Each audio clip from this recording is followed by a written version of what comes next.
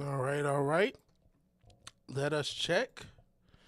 Let us check. Let me see if I can figure out if we're live. Okay, we got one, we got two, we got all three platforms. So I'm gonna ask a question I already know the answer to. And that's are we live? I said, are we live? Looks like we are.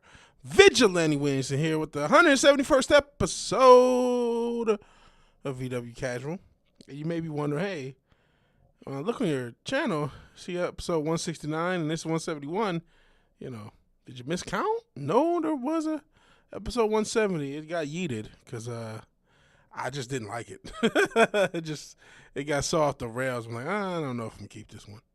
So that's what happened to episode 170. Appreciate anyone who watched it though, who was there live. Even more reason why you should be here live. Though my streaming schedule is not as consistent as it once was, but it's getting there. It's getting there. We're taking back Sunday, like that old emo band, and we'll try to take back Friday as well. Hey, Cotton, appreciate you being here. What do you want to talk about? What are we going to talk about? I don't want to talk about Minnesota, unless it's Prince. Shout out to Purple Rain. That's apparently the song is back in the top 40 because of Stranger Things. I never watched the episode of Stranger Things. As much as I love the 80s and I love nostalgia entertainment, I make nostalgia entertainment, I never had an interest in Stranger Things. And then the kids all grew up and they're all like my age now. So it's like, already I joke, they're not my age, I'm too old. But they are like legit in their mid-20s. Like that did happen. They weren't, and I mean, it took 10 years. Stranger Things about 10 years, like 7 or 8, maybe not quite 10. Well, no, 10 is 2016, maybe 2017, 2018. They're close to 10 years. Only did a few seasons. That modern schedule where you do 50 episodes the whole series. I agree, Prince is better than Michael Jackson, though I love both. I'm not a versus guy. I am a huge fan of Mike. But in that rivalry, Prince is the best. But, I mean, I feel like Prince is obviously the better musician. I think most people will say that. And you can even watch interviews. Like, come on, Prince, he's playing guitar, piano, singing, writing everything. I mean, come on. Mike couldn't. He needed Quincy Jones. He needed help. There's no shame in needing help. Most people use so much help that you don't even get good songs anymore. That's a whole nother can of worms. But then again, Mike could dance. He had the show. He had the charisma. I love them both. Rest in peace to them both. Those catalogs are worth plenty of money. Very interesting that they both got killed the way they did. And there's still plenty of money in both of those catalogs. Plenty of money. If you are a Prince fan, I mean, Prince, he's still generating good money. I don't know what his numbers are as opposed to other, past. I know Mike and Freddie Mercury, I think, are the top two artists, posthumous artists, as far as money. Prince got to be up there because as a fan of Prince, there's like a massive active Prince fan community. And every time the fucking estate, and they come out with a new album, or they come out with it ain't a new album, it's usually a re-release. They're hoping that somebody opens up the vote. The estate is teasing the vote. They're not really. You'll hear a few songs. Sometimes they used to have some YouTube links that had the vote 1984. I don't know if that's still. I wonder if that's still there. They used to have the Prince vote by year, but they used to get taken down though. They would be taken down. They try to come back up. Because, I mean, there's so much material that this guy made. And I will say, when you listen to a lot of it's still good. A lot of it's like, oh, man, you could have dropped this and it would have been a hit. And then there's other songs you say, you know what? When you do the date, this came out in 84. Well, he had this song and that song. I see why this song was the one that didn't get picked. He already had a ballad. He already had Take Me With You. He didn't need this, right? But, yeah, let me see. I'm just looking. Prince vote. And yeah, I'm a huge Prince fan. So shout out to him. Shout out to Stranger Things for helping. I do, it sucks that it takes Stranger Things to relaunch a song. Just like that happened with it was the Kate Bush song that got relaunched a couple years ago because of Stranger Things. I don't see it by a year. Well, Oh no, there is a Prince vote. You know, I've always Hold found on. it strange. I thought I put a fucking. Does my ad blocker not block? What the fuck? I'm such a fucking boomer when it comes to technology.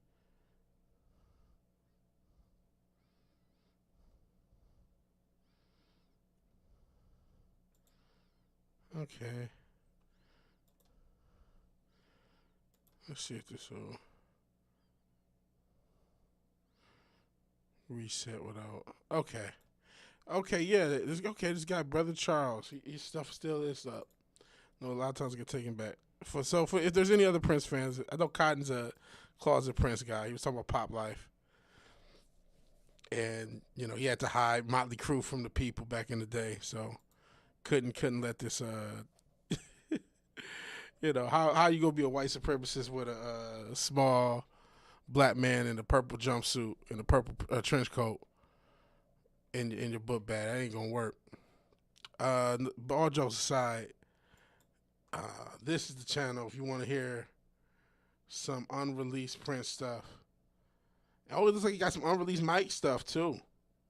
Got maybe some unreleased art. I see a bunch of different artists. So check that out. His name is Brother Charles. He's still every artist has a vote is his thing.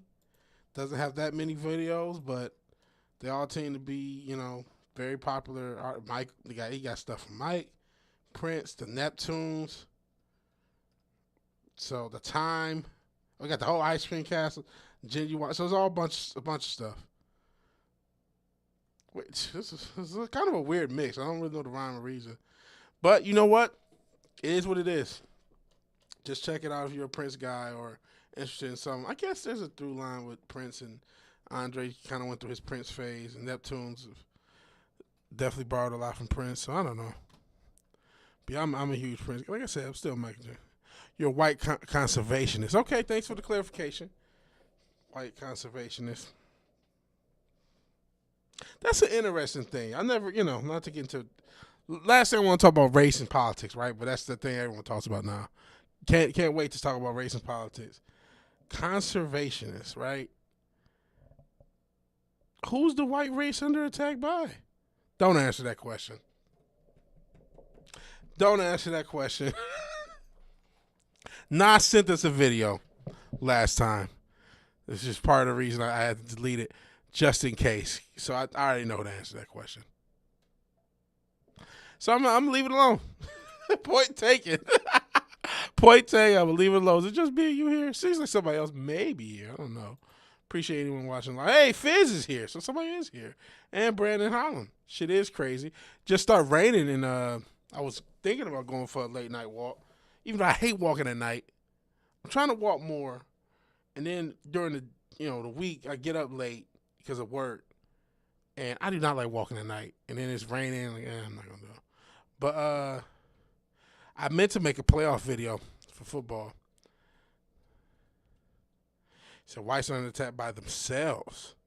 So everyone else is taking advantage. I don't know if anyone else is really. I mean, I'm not getting no advantage.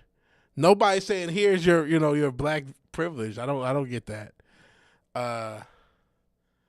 That's the thing. That's why I don't do it. I used to do it in Charlotte, and basically me and Zeus fucking witnessed a drive-by. And I don't want to ever do it again. But I'm in a decent neighborhood. Technically, it's not Houston. Technically. And I'm like, yeah. But then I don't do it because it's like you said, who the fuck was walking in the middle of the night in Houston? You gotta be crazy. So that's where I'm stuck. With generalization, fair enough.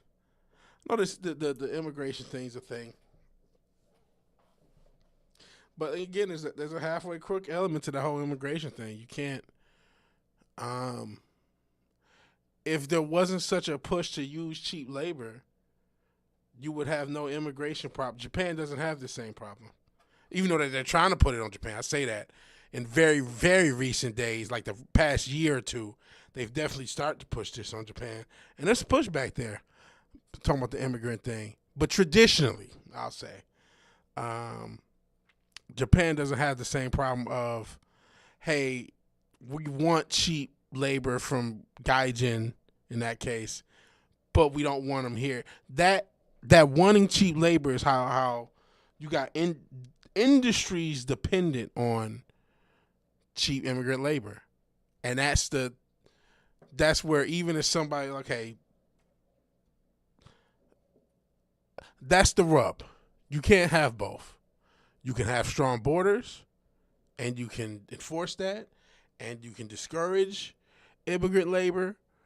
But then if you have this halfway crook gray area, then you're going to encourage it subtly. And then we saw what happened with, this whole right versus left thing, the lefties basically marketing the border for 4 years. And here's what we'll do for all these immigrants. These are the American side. I can't speak to different other countries who have their own cans of worms to open or have opened. Looking at you, UK, with some of the immigrant stuff. And then, so, I mean, I definitely see both sides of that. The normal person gets screwed either way. The normal average person gets screwed. He said whites are the global minority, and there are powers that want to breed the redheads and blondes out. See, you know why I think white conservationists is interesting? There are people who think the same thing about black, that they're trying to breed the black race out. And that's why I think there's an interesting through line. I'm not saying either is incorrect or correct. I'm not a globalist. I don't know what the fuck they want. Even if it's a nice neighborhood, people are going to wonder why some of the dudes walking around at night. Exactly. Hold on to all those powers are. I mean, yeah, like I said, we saw a video. If anything happens, you're on everyone's doorbell cams. That's true. That's why you do yourselves no favor. I mean, when I look at this, we talk about black on black. It's a lot of white on white issues, man. Like, I don't, this ain't got shit to do with me. You know what I mean? I didn't do this. Not that I did this anyway. And that's nothing. Why do we identify as people who we aren't just because they share the same phenotype? Oh man, and that's the thing. Whether it's oh man, I hope the black couple wins the fucking Wheel of Fortune or some dumb shit or Family Feud. To oh man, as soon as they say Robert, like, please don't be black, please don't be black. I don't give a fuck. It don't mean shit to me. Because people's perception is going to be whatever the fuck it is. People going to think whatever they going to think. People going to be whatever they going to be. When to pick prescription Canada, that's another, oh boy. Everything I said ain't shit to what Canada doing as far as their immigration. Went to a prescription, the guy behind me had broken English, wasn't thrilled. Yeah. See, shit like that, I don't get why, I don't get it unless something happens. Now, if the guy starts doing some crazy shit, then it's like, oh, fuck, why, I get it. Are black people the real majority? I would have guessed Asian. I would have never guessed that. I would have guessed Asian. I really would have. But all right, cool beans. Don't think you can breed dominant traits out. White traits aren't dominant. I didn't see. I wasn't up on all this shit. Fun facts, Texans Steelers game. Texas won 24-6. Texas only had 47-yard offense. Aaron Glenn had 2 pick sixes. Shout out to AG. That's crazy. That's what do you think, Brandon Highland? I'm still gonna try to get a playoff video out by tomorrow. A lot of white genes are recessive. Didn't know that. And you know why I didn't know that? I hate to talk about them, but like the Tates, right? Like, if you look at in the whole pass for white phenomenon, because that's something that was a thing 100 years ago, where there were not just blacks and Native Americans, I should mention, because that's a thing, that were quote unquote pass for white. And you have a guy like, it's particularly the brother, not Andrew, but forget the brother. He's always in a suit. If you didn't know any better, you would say, maybe he's Hispanic, but he's probably, he's either white or Hispanic. I wouldn't guess that his father was black and his mother is white, right?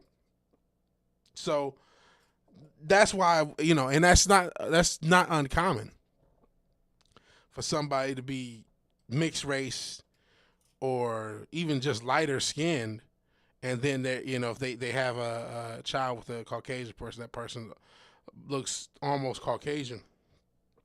So that's why I didn't know about that. So yeah, I'm not I'm not a geneticist, not a eugenicist either. Not trying to get rid of the white race. Die. No, I'm just joking. Don't die. You guys are cool.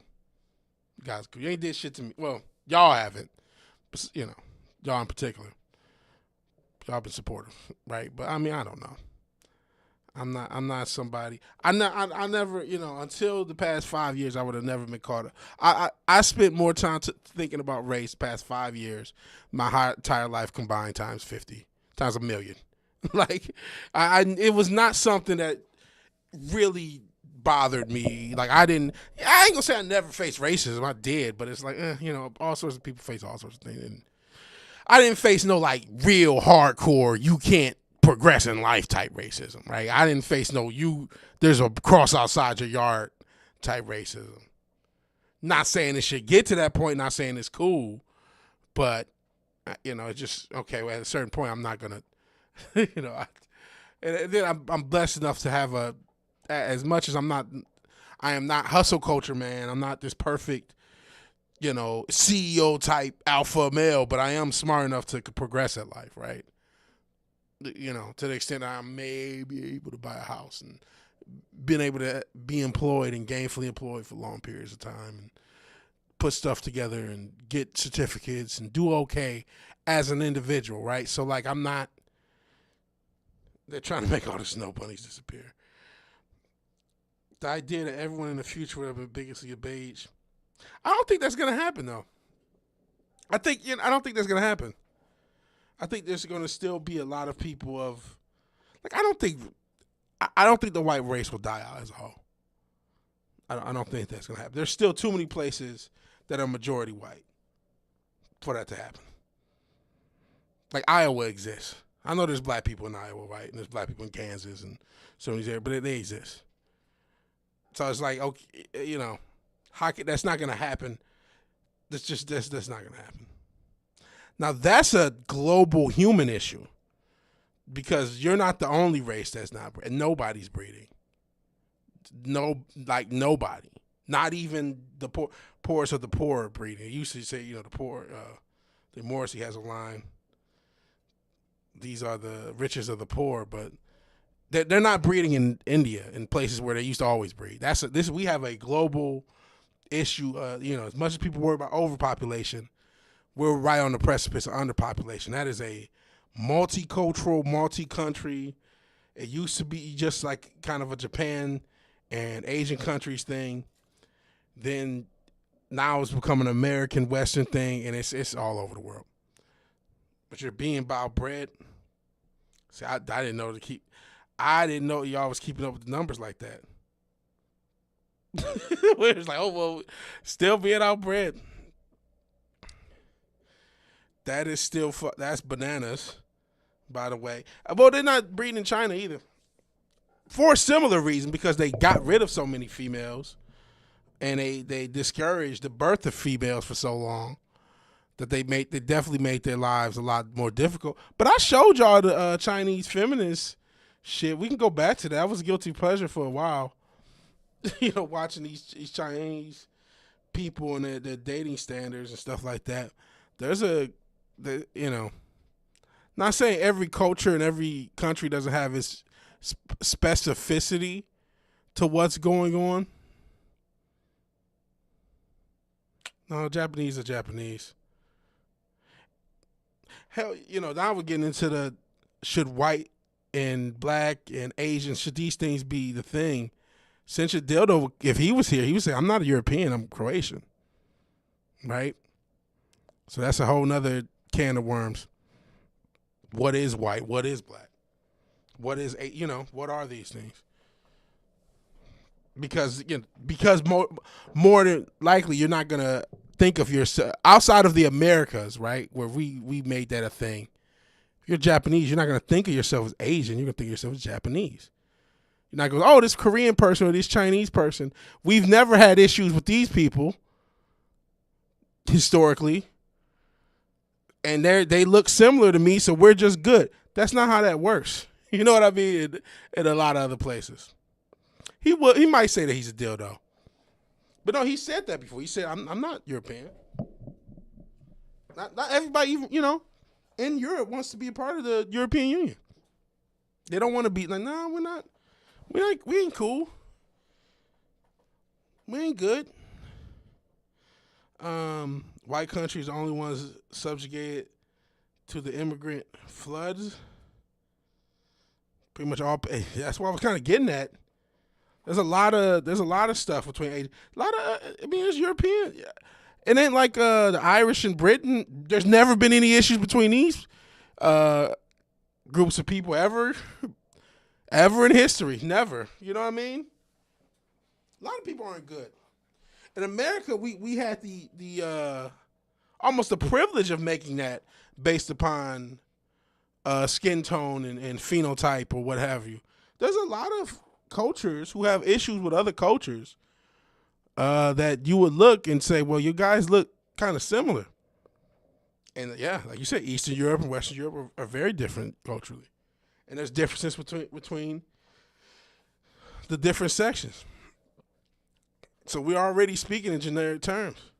And this is part of why you don't even have global consensus thoughts amongst phenotypes. Hence, even something like Pan-Africanism.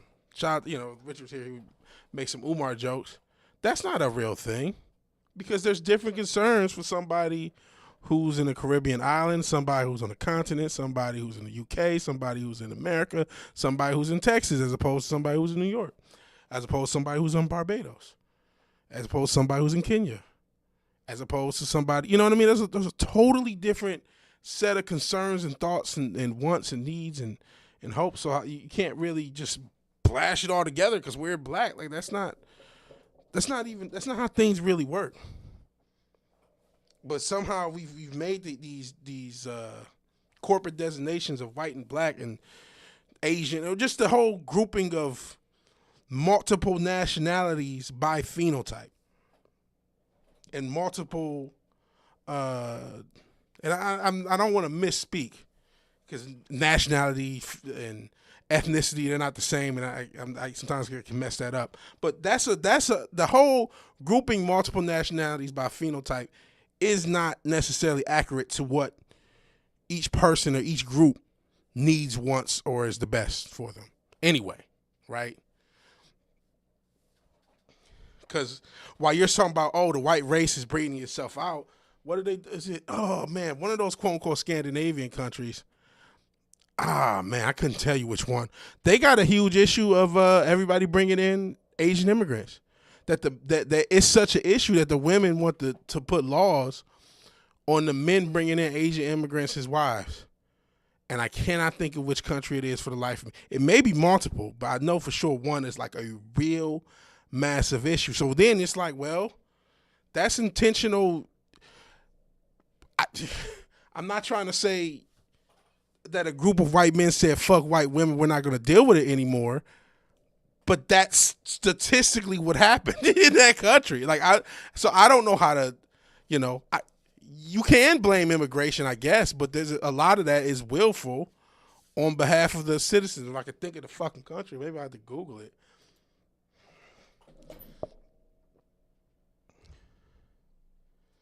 Oh boy. Australian Aboriginals are far removed from the rest. Did not know that. It's far removed from the rest of humanity and still be Homo sapien. And I can guess, Cotton, on why you say Somalis have a certain look.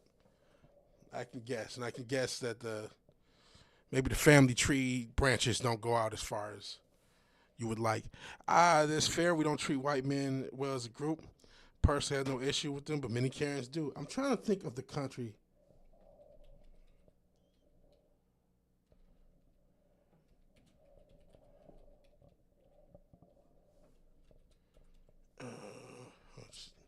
I'm going to guess Norway right now. I don't know if it's Norway.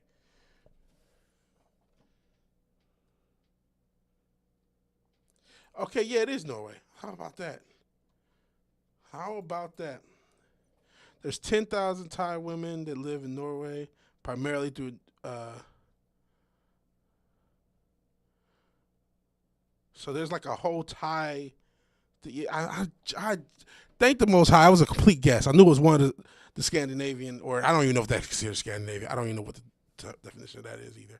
But yeah, there's like a huge thing of Thailand,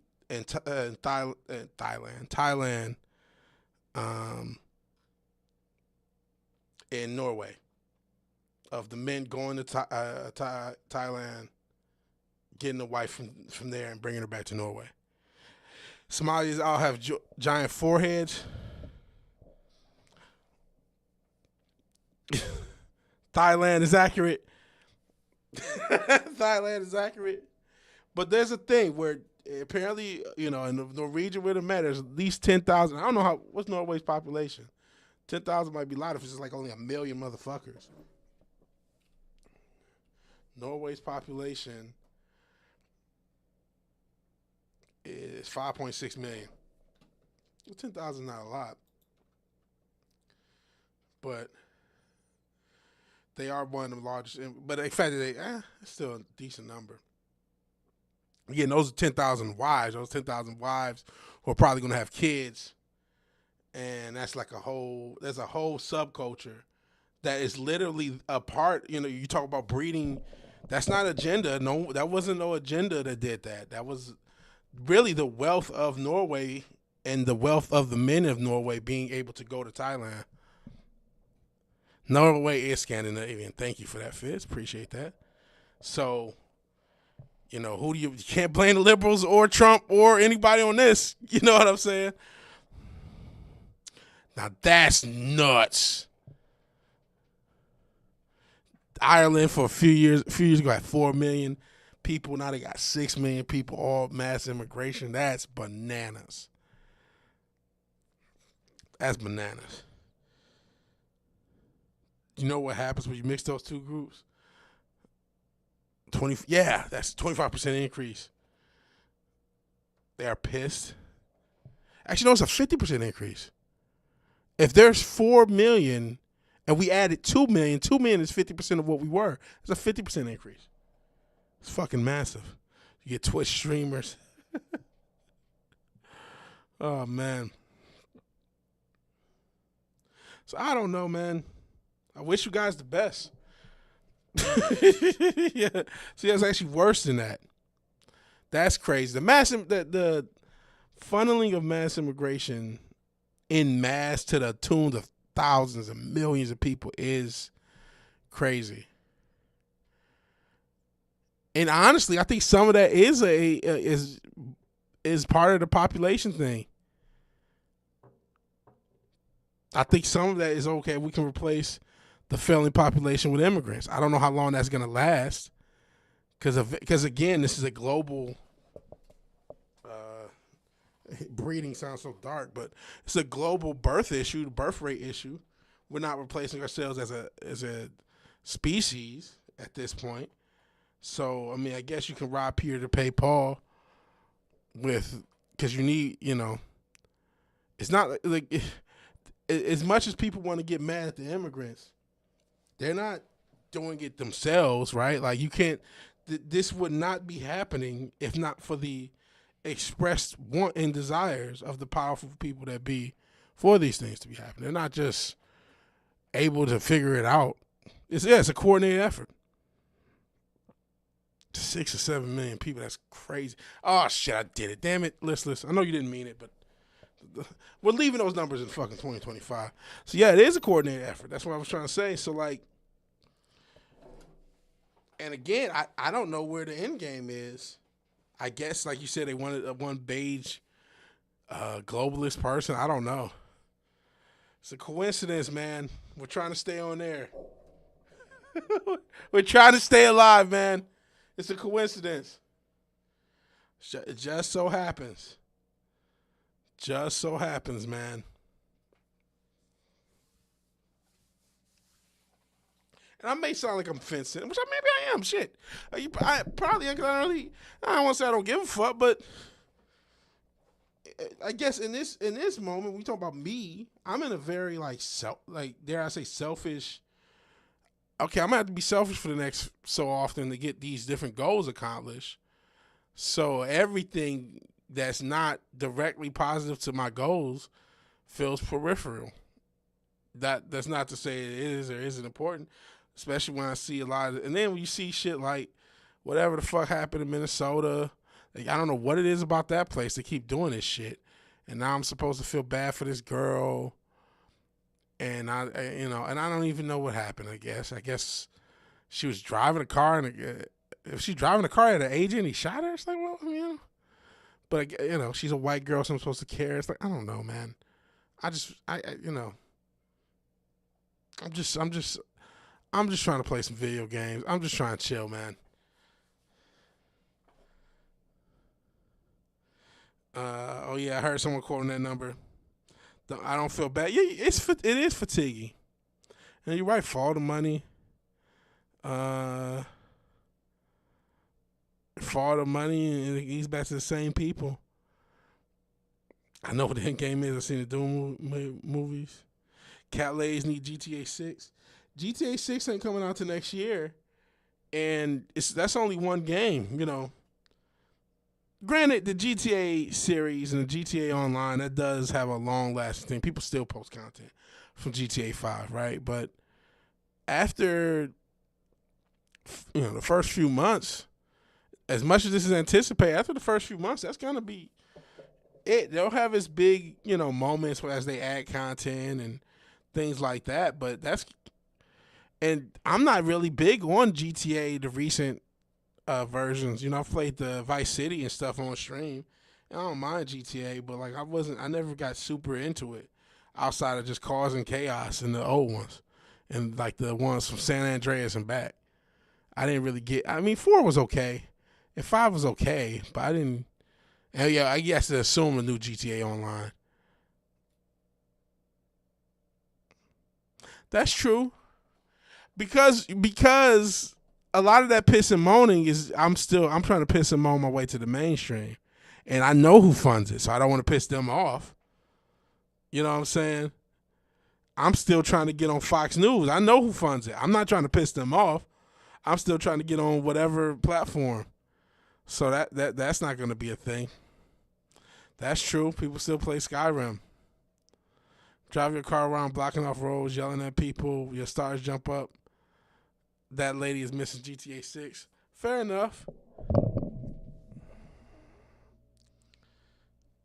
I think, but games, that's this whole other thing. With this RAM shortage, they're going to have issues producing new systems. Is that going to cause another system shortage? If you remember the launch of the PS5, how difficult everything was.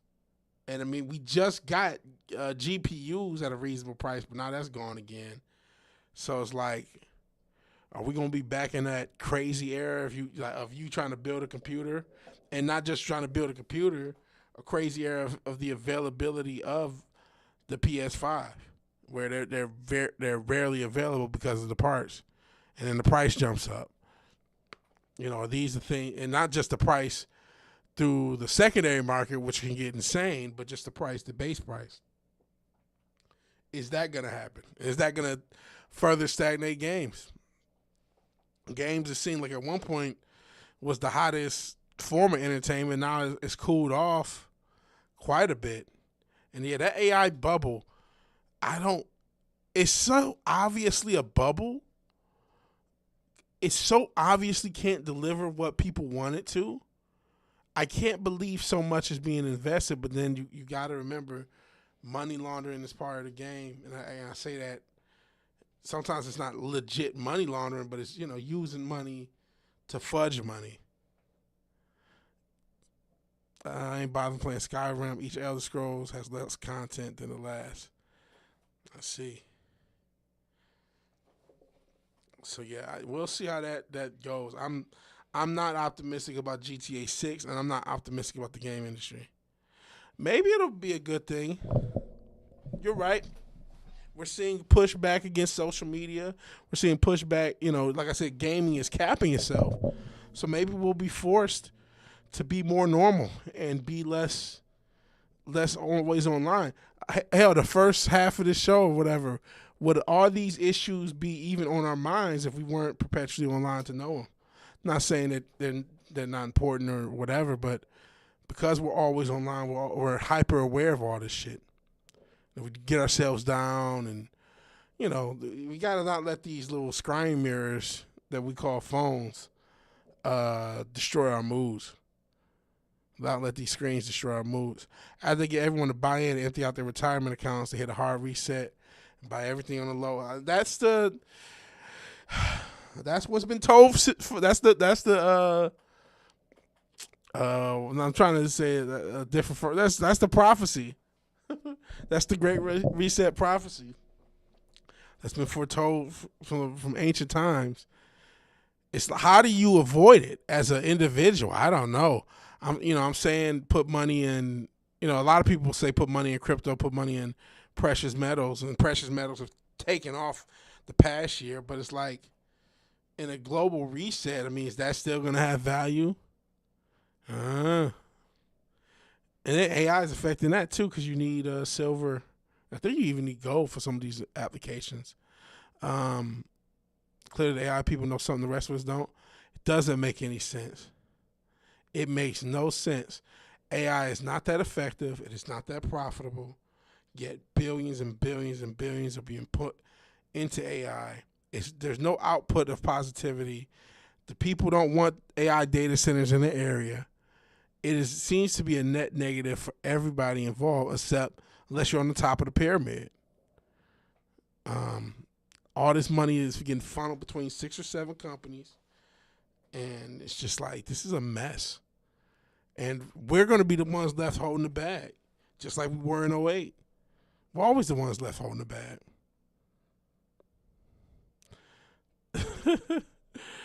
Micro slop. It is slop. It's absolute slop. Micro slop. So it is, and they even had to, I think, step back because they kept trying to push this. I still don't have Windows 11. A lot of people, what's going to happen if Windows 11? Nah, I'm just Windows 10ing it. I'm just Windows 10ing it.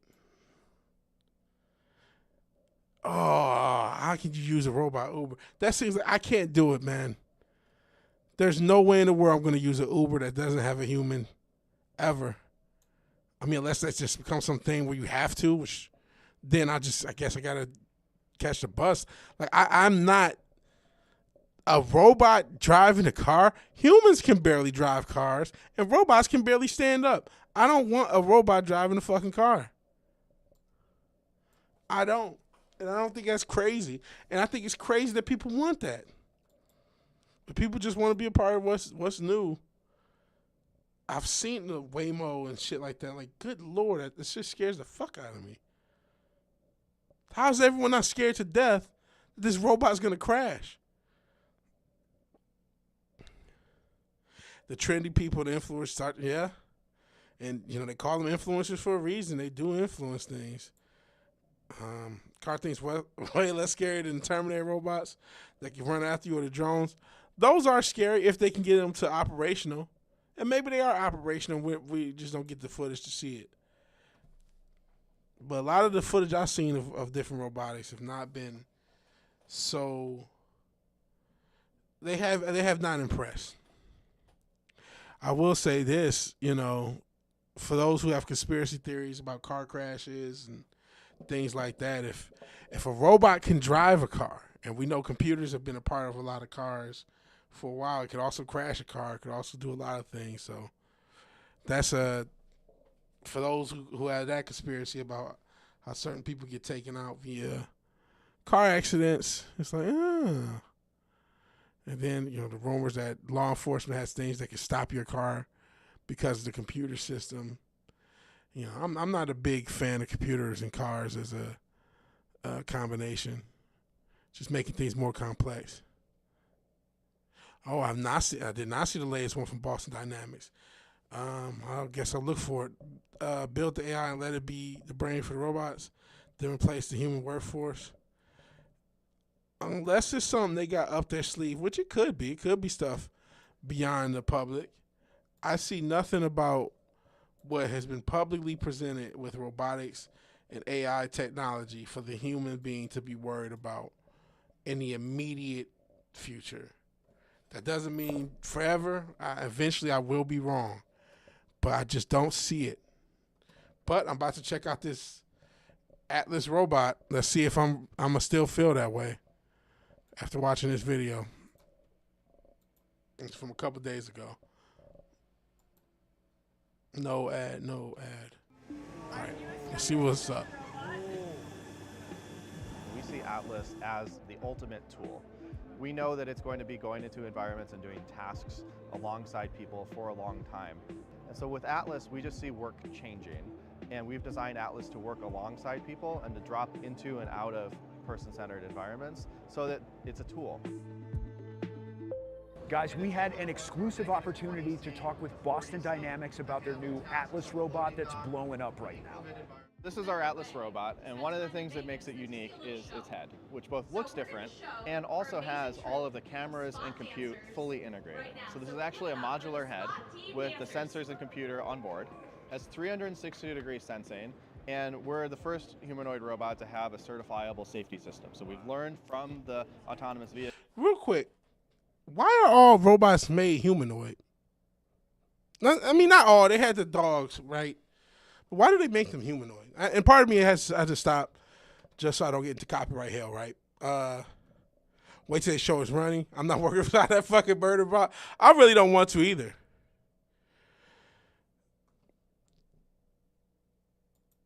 I guess I'll look more at it and see. Because, you know, I'll look more at it. See, my thoughts are this. The idea that it doesn't take breaks. It doesn't break down. It doesn't have sick days. Not entirely true. We've all ordered shit from like Amazon that was basically something like some shit from Temu that damn near blows up the first time you use it, right? And we know how cheap motherfuckers are. So maybe Boston Dynamics comes up with the latest and greatest. We know a lot of these robots that get used won't be as good. And we know they will break down. Now, again, if they can get it to where it can do the tasks of humans and break down less than humans, then they will be worth it and they will replace us.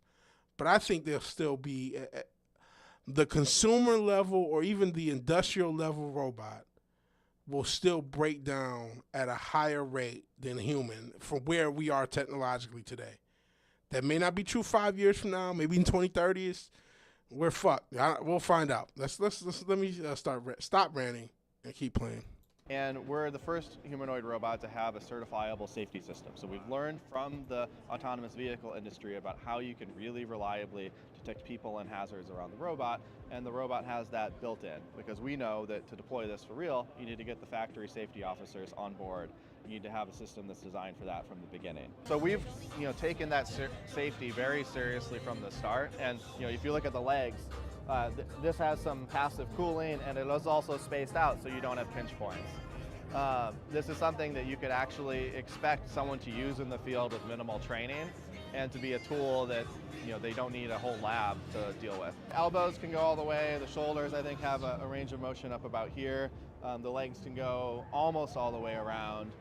Likewise with the hips, and then the torso and head can both spin around completely. So you can see things even like handles that are built into the torso so that a customer in the field can move the robot easily. The batteries are removable so that the robot can swap its own batteries, and so if you're running the robot in a lab setting, you can swap the batteries yourself and keep continuous uptime. We've got like power, Ethernet, other common ports on the back. The head is also completely self-contained and modular, so you could remove the head, keep it on your desk as a separate computer, do development there, and then put it on the robot if you want. Or as sensors and compute get better, you can upgrade the head and keep the same robot. So if you want to disengage these things when they go rogue, you just have to run behind it and pull the batteries out. That's the way, huh? Yeah, if robots go rogue, which I think we're a long way away from, I'd recommend a good net. Yeah. As more sophisticated models get trained using NVIDIA processors or through Google or wherever, Atlas is going to benefit from that. We also have some opportunity to improve the battery life on Atlas with more efficient compute on board. We've built this amazing athletic intelligence that helps our robots move through the world in incredible ways and makes for some amazing YouTube videos. And over the last couple of years, AI techniques have improved enough. So that we here's can an start to example of what I'm do talking about. Manipulation, have the robot touch the world, move Could a objects human not around, do this better? understand the world the same way that people do. So Atlas can lift up to Whatever that task, all it was doing is grabbing something out of a bin, slowly turning around, setting it down. Like that. And that's like, oh, it's impressive, because it is impressive for a robot to be. It's impressive that we got robots this far.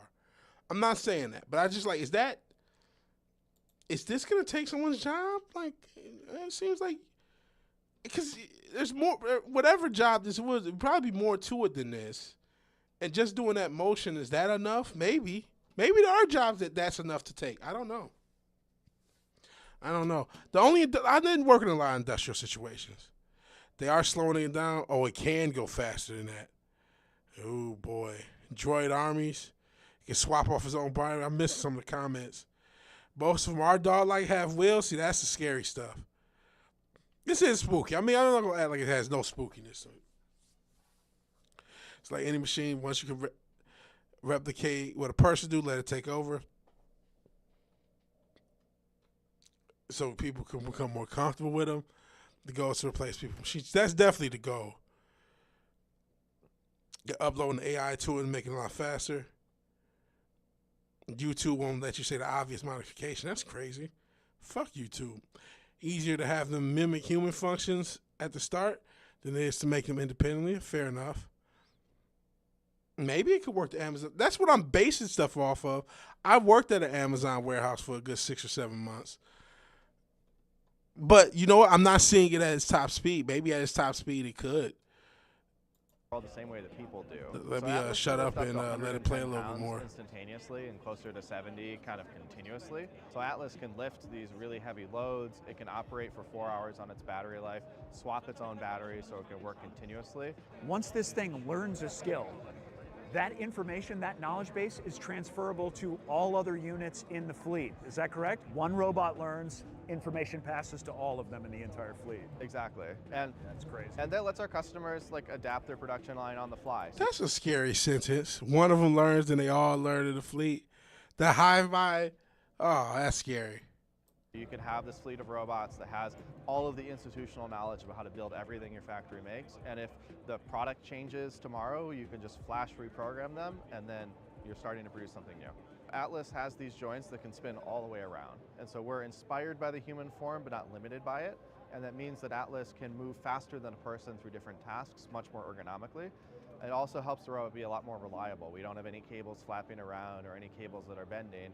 Everything's integrated into these joints that can move in really incredible ways. It feels like to me we're getting dangerously close to a world where these things are going to be incredibly capable to do things all by themselves. How do you see these units coexisting with human beings in the future? So we're not trying to make a robot person. We're trying to make this tool that's relatable, that's understandable, and you know, the choice of the head kind of like whimsical and inviting. All right, looks like we're gonna need to look at another video to see it run. Called Atlas. Let's see this motherfucker run. And there we go. Jesus, man, is this gonna be the same thing we just watched? I'm gonna, since we just saw that, I'm gonna try to skip through in case this is the same thing. The walk. I'm trying to see this damn thing run. See what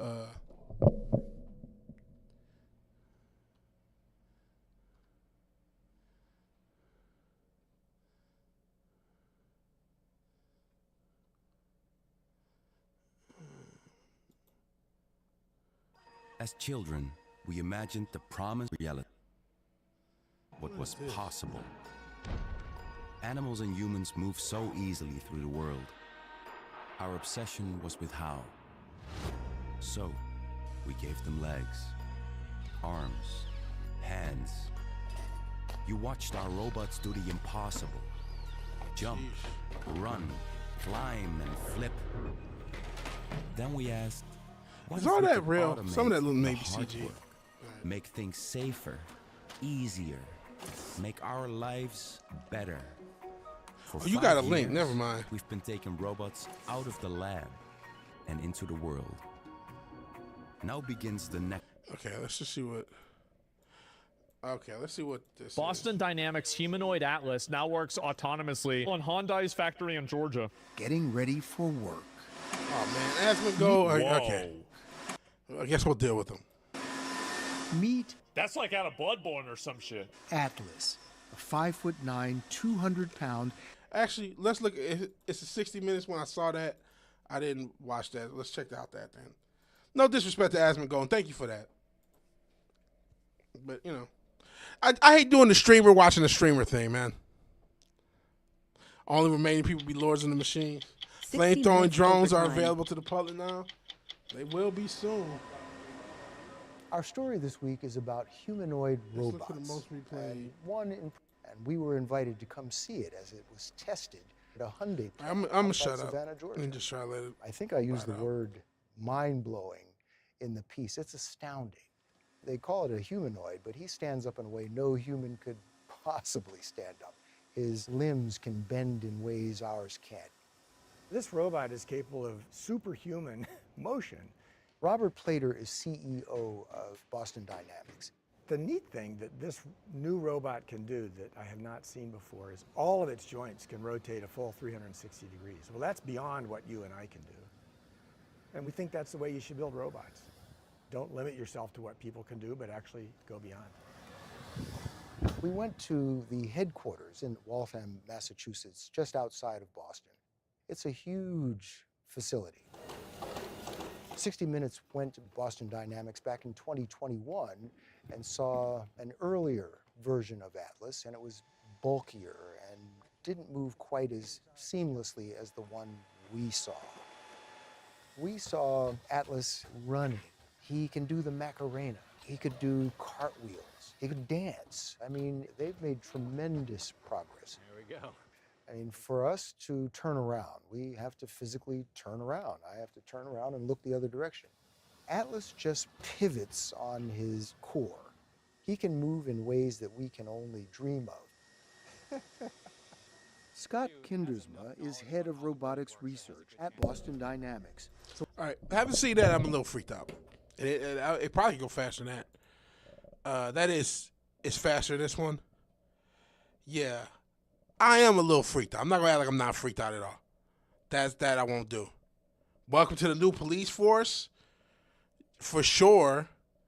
They even got movie. They got the damn Chris Pratt movie. They keep showing on YouTube commercials about I guess that's dealing more with AI, but the AI system, and you got to use everyone's phones to prove that you're innocent. It's just like, what the fuck are they?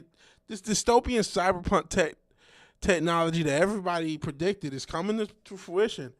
That is freaky. I still am skeptical on where it is at scale, meaning these things being a part of our everyday life in some way, shape, form, or fashion, more than it is. More than just, it's still in the test phase. It's still in the experimental phase. If you had, and only God knows how expensive they are, I'm assuming, they're a few million a pop at this point. If they get it to where it's 100,000 or less, and they can get it to where it's actually functioning and it's functioning at or better than the human level, that's when we're in trouble. But who knows? He said, you look at where it was in 2021 and you look at where it is in 2026. By 2030, maybe it is there. Cops do have those dogs, yeah.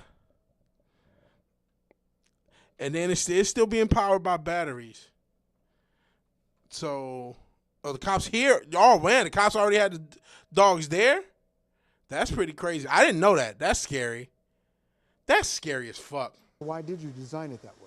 There's a couple. That's very advantages scary, but of let's get being back able to this. Continuously rotate joints. So one is that the robot's not really limited in its range of motion. So it can do things and turn in directions that people just couldn't. Another reason is one of the reliability issues that you often find in robots is that their wires start to break over time. And that's because you have wires that go across all the moving parts. And in the case of Atlas, we don't have any wires that go across those rotating parts anymore. I think the thing that is most astounding about Atlas is that it seems to actually be learning. Atlas has a brain that is powered by the most powerful NVIDIA chips, and it can learn in different ways. We saw one, they used a teleoperator, and that's somebody who is standing beside Atlas, actually controlling Atlas's arms and hands to pick up things and move them over and over and over again until Atlas can actually do it without the teleoperator moving its hands. So why does he only have 3 fingers? Robot hands are an extremely complex engineering problem. Human hands are incredible machines that are very versatile. We can do many, many different manipulation tasks with the same hand. And so when we design hands for Atlas, they don't look exactly like human hands, but they have a lot of the same capabilities. Here you can see that Those will they'll probably have attachments to switch out the different hands for different grips. Maybe just attach a gun right to it, attach a weapon, attach a a tool right to it. Traitors to humanity, Loki. Yeah, this is freaky. This is freaky. Again, though, the fact that you have to use something to train it, it's getting scarier. I ain't gonna lie. I'm not gonna bullshit. I'm not gonna sugarcoat you. I'm not gonna bullshit you. It is getting scarier.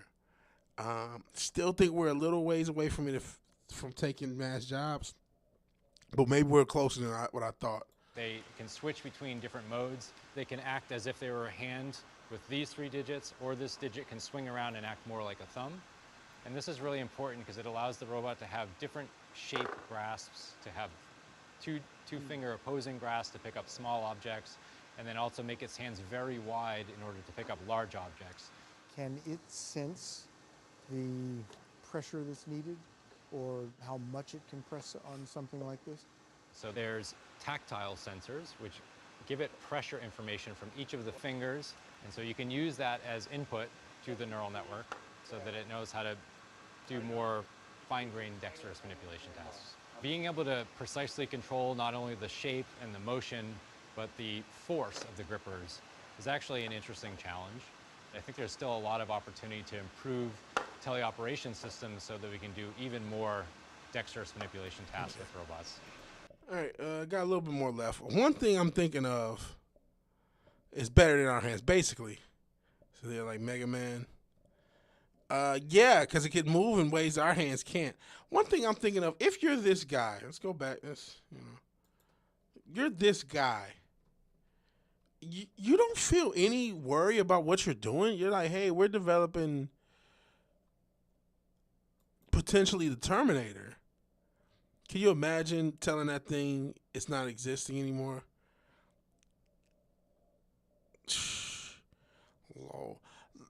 Like, how do you upgrade it? That's the question you're basically asking. He's a lizard. He has to be, right? Like, what the fuck? How do you not know what the fuck you're doing? Like, you're not scared of this shit? You're not scared of the potential of this shit? Y'all just cool doing this shit? And by the way, how is Boston Dynamics funded? Is anyone do they sell anything? They just make robots and they just get endless funding until they get them to where everybody wants them, and then they take over everyone's jobs. But yeah, we know that they don't want to die, or AI doesn't want to die, that it feels some sort of like preservation about itself. So what happens when you tell Atlas, okay, it's time to upgrade? Think he's just going to be good? And yeah, what happens if that thing stopped listening? People would absolutely be dead if it. Don't you know that could have already happened? Where one of these things could have killed someone, they would just cover it up. How would we know? They said the robots are very rich people. Are there enough of those for the history of this company? I would guess that this is not rocket science. I would guess intelligence agencies and the military-industrial complex are a part of the funding of this. But no, yeah, they could have. One of these things could have already snapped, broken one of these bald pencil neck geeks' necks, and they just go grab another one and grab another one, grab another robot, grab another pistol that geek, and then try again. We would never know. Improve teleoperation systems so that we can do even more dexterous manipulation tasks with robots. There is quite a bit of hype around these humanoids right now. Financial institutions predict that we will be living with millions, if not billions, of robots in our future. See, that's the thing. We said millions and billions of robots. What is the cost to produce these things to this level and higher to scale? Because modern human production has fallen off, right? We used to build things that lasted forever, but planned obsolescence is a thing, and that will be a thing amongst developers and creators around the tech of this, surely, because they still want money. So with that planned obsolescence, how high quality will these things actually be? That's another question I have, which only time will tell. Maybe I'm not pronouncing that term right. Obsolescence, OBS, silence, I don't know. But planning for shit to fail, right? We make shit so it breaks. Rather as direct to consumer or direct to business, that's still going to be a profitable means of creating these robots and creating any technology that you sell.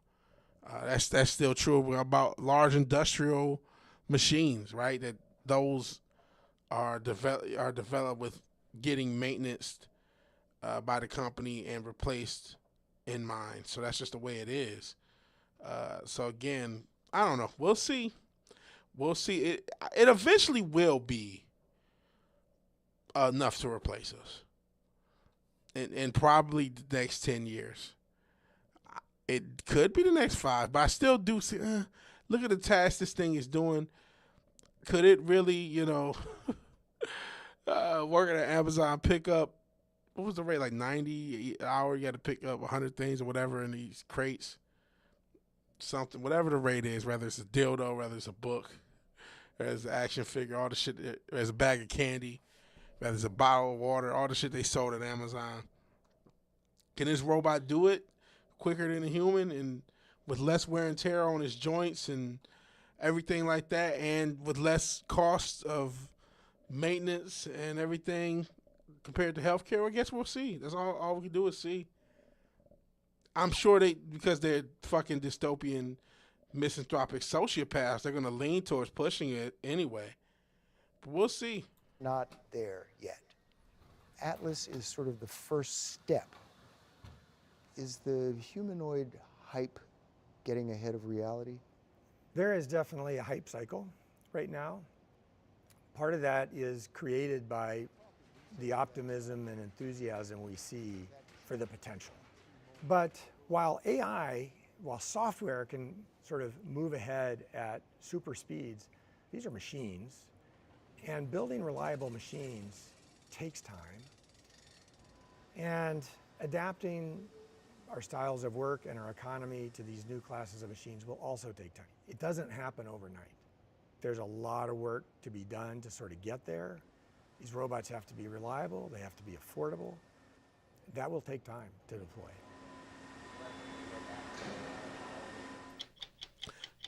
The apocalypse is upon us. Apocalypse is upon us. We'll see. We'll see. Those things freak me out. Hey, wait down. Next 5 years, AI replace massive swatches of desk jobs. I don't know. I won't believe until I see it, because I think they're overrating everything. Appreciate you being here. BlackRock and Vanguard, yeah. Which basically are, again, the military industrial complex. Already at the what have we done? Yeah. But that's the one thing. One thing is, the only thing I can dispute is 5 years. Which it might be. You might be right. I might be wrong. That will happen. I'm hoping that they're further off than what they project. They need to realize we're already running out of the rare metals needed for advanced tech. Hence the why precious metals have the prices have jammed up. I already know there's not enough silver. That's something they've been talking about. We don't have the resources to mass produce these things. No one wants to be right about this. Yeah, you're correct. Nobody does. We will see. We will see. It's dark shit, man. Dark shit.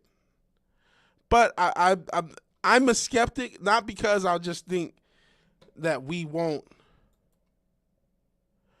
I'm a skeptic because I don't see how this works at scale. Like you said, we don't really have the precious metals to run everything.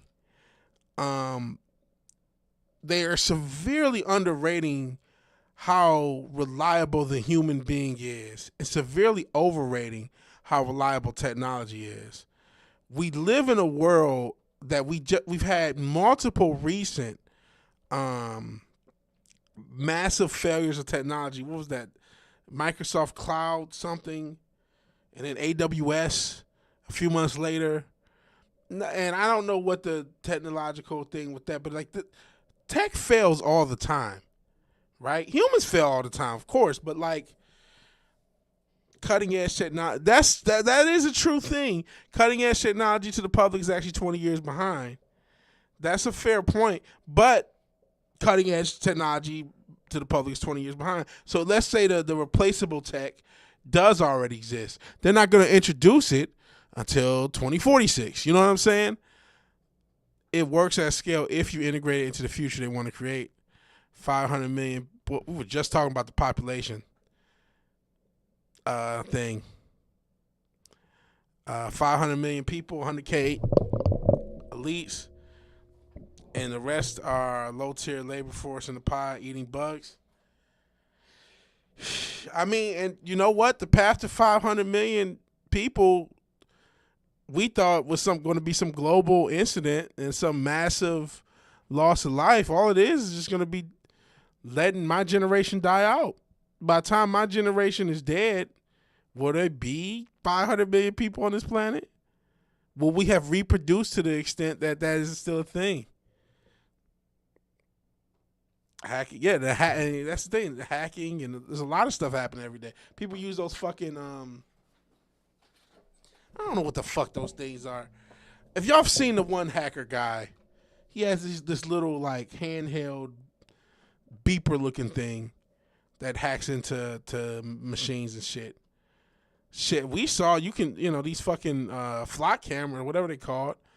They're not even you don't even have to hack them to see them. It's publicly available information. Pod Complex won't offer one to everyone. They'll have a few to manage and monitor to keep folks in line. Only the elites have access to this stuff and the resources they sit around to repurpose it, keep things running. Cotton says, fuck it, I won't be around 20 years anyway. Maybe, maybe not. You never know. The dude's a fucking genius. Yeah, I know that dude. I don't know what his name is. You see him on podcasts and shit. And he just, he's like he's probably a CIA guy. Rather he's announced as one as not. Sometimes they'll let you know they're CIA. Like the one curly haired dude will say, oh, I'm a CIA guy. But he's like a hacker dude. And he tells you about hacking and how fucked up the dark web is. And he has these different gadgets, and he's not the only, this is a common thing, well, semi-common. That's what we were talking about rings too, Ring doorbells. That's what kind of makes me unnerved about a Ring doorbell in and of itself, just facing out of my property. It ain't the end of the world, but I am worried about just a closed security system where all your cameras can be hacked by some outside source. So it's like, but, security cameras are a valuable thing, especially in this day and age. Forced to cotton, that's the mentality that brought us here. We won't win if we have a generation to fight for a world they'll never get to live in. Fair enough. But I also kind of, are they capable of what they say? I mean, you have to, it's inarguable that the elites have to have done the same thing, right? Create a world or push for a world that they're not going to live in, because a lot of these plans are hundreds of years old, right? So I guess we'll just see. I don't know if technology is as reliable and as proficient as what they want it to be. I don't think it's there yet, including AI. Even though I know personally that, you know, those, you ever talk to like a digital prompt? I didn't really interview. What did we do? We went on a tour of one of these campuses.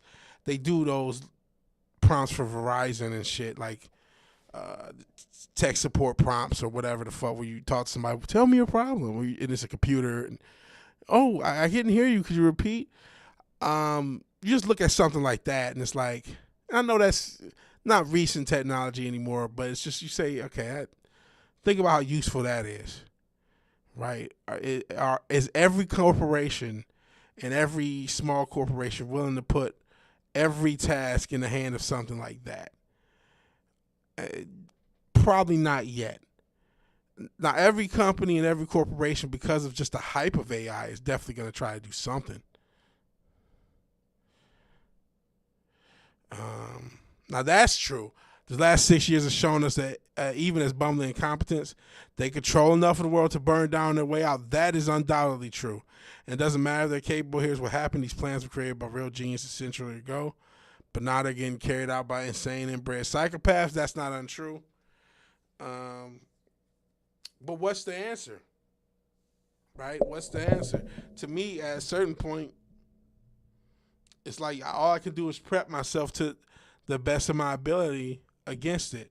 I do have to keep in mind that the corporate world is not going to be able to support me for the next 10 years. You know, I'm in the process of trying to go in on a house with the government, because you never actually own a house in America, but try to buy a house. And I got to know, this 30-year mortgage, I'll be lucky to get another 7 out of the corporate world the way it's going. I'll be blessed to get that. So that's something to keep in mind. I have to start working on some sort of exit out of the corporate world if one's available. I don't know that it's going to be available. I don't know. Maybe I have more time. Maybe I have less. We'll see. But I have to do something, right? You know, because at a certain point, we do have to start thinking about what are actionable ways that we can protect ourselves and our loved ones and our families from this shit to the best extent of our ability. When, you know, some of us are going to be able to do more than others for different reasons. You know, what's the answers? You know, everyone's got to figure that out for themselves. And then what happens when the crash happens? How bad is that crash actually going to be? It might be fucking horrible. It may be, but then I look at, you know, that pandemic, it was a lot of wildness. Let's not kid ourselves. Obviously, with and like I said, a resetting it in Minnesota, a lot of unrest and all that shit. But look, that could have been a way crazier thing than what it was. Don't get me wrong. There's still a lot of people harmed themselves. A lot of people. There was a lot of addiction. There was a lot of depression. There was a lot of broken relationships. There's still an impact of that. I'm not trying to say downplay what the pandemic was and how it impacted people, and people lost, and a lot of bad things came of it, no doubt. But you really think, like, I thought that was going to be the moment things went to the dystopian world, right? I thought even something like January 6th, when I was watching it with Wes and them, I thought they were going to use one of the CIA kind of like high-level weapons, rather it was some sonic weapon or some heat weapon on the masses. I thought we were going to see something way worse than what we ended up seeing. We saw a lot of theater. We saw a lot of, and some people may say, "Oh, you're really underplaying what happened." That's fair, but you know, this could have been. There's still 8 billion people on the earth. There's still some semblance of law and order. There's still some semblance of society, even though it's cracking a little bit. I'm not going to deny that. It's nowhere near what like Wakedown's talking about. And it very well could be. And yeah, that's true too. Look at America, they couldn't take the guns, they knew it, so they're literally pricing you out of the bullets. They built the world where everyone's too busy, tired, distracted to come together. There's some of that. But come together and do what? Come together and do what? That's got to be the question, because I think a lot, if we had that answer, it would be easier to get people to come together. Shout out to Wag the Dog. Crazy that movie was even made. It's been a while. Probably worth a rewatch. But it's about an invented war to help a president out of scandal. You know the answer, but if we're talking about the same answer, are the people ever going to do that ever in reality? Some people might. Some people are willing to just, it's 8 billion of us and it's this many of you, and we're willing to just square up. It's not happening in America. I can say that for a fact. We're never going to have literally hundreds of millions of people committing violence against the powers that be. Direct violence against the powers that be. Because that's what it would take, right? And I'm not encouraging it. I'm not saying that's good, bad. Actually, I am. Happening in Iran. Is it, or is that another coincidence? I don't know. A lot of times when I see it on the news, I wonder if it's coincidence funded. And I don't think I'm crazy to think that. France, maybe France is willing to pop off. You need hundreds of thousands to millions of people who are really willing to pop off. And not just pop off, like really put motherfuckers down by the boatloads, by the quantifiable amount, and really have names, really know who to put down as well. Everybody got hype about Luigi. You need something on that level times 1 trillion. We have to live, we basically have to liberate countries. I don't see that sort of thing being anywhere close to ever happening. France has done it a couple times. Got a history of it, fair enough. Even though I feel like some of that history was a little influenced. I feel like at least one of those times was influenced. Because, things, they'll let things happen they want to happen. Or they'll let people get taken over they want to get taken over. Or they'll install a new regime. You think, oh man, this bad regime is gone. They'll install a new one. That happens. And that is why they want to remove all the guns from the populations. They convinced the same people who voted for a guy who ran on No More Wars yeah, that's true. To applaud for more wars, dismiss the country being run by compromised pedos. And let's be honest, here's the thing. Also with that, as much as we talk about how stupid the binary political thing is, of the two parties, you would have thought the right wing was the one more logical, more likely to ride on the government. But as long as their guy in it, they'll turn to the biggest bootlickers that you'll ever see. As long as they got that red hat and the motherfucker and they're transferring that energy to whatever this motherfucker's name is, this gold dust gay looking motherfucker. Gay D. Gay D Vance, if that is your real name. Whatever his real name is, they're trying to transfer that energy to him. And so as long as their guy is in, they'll take whatever you give them. And that was supposed to be the side that was supposed to ride. You know what I mean? That would have been the side. That's what they called themselves doing on January 6th. Riding against the establishment. Really, it was a psyop, obviously. A lot of military, industrial, and intelligence influence, we'll say. But, you know, a lot of it was just dick sucking. MAGAs is gayer than the liberals. And that's not even an exaggeratory statement. If you look at Grindr statistics every time it's a convention in town, I didn't make that up. Look it up. VigilanteWilliamson's not telling you that. You can look that up. Yeah, United States of Israel. They're exactly as brainwashed as the liberals, if not more.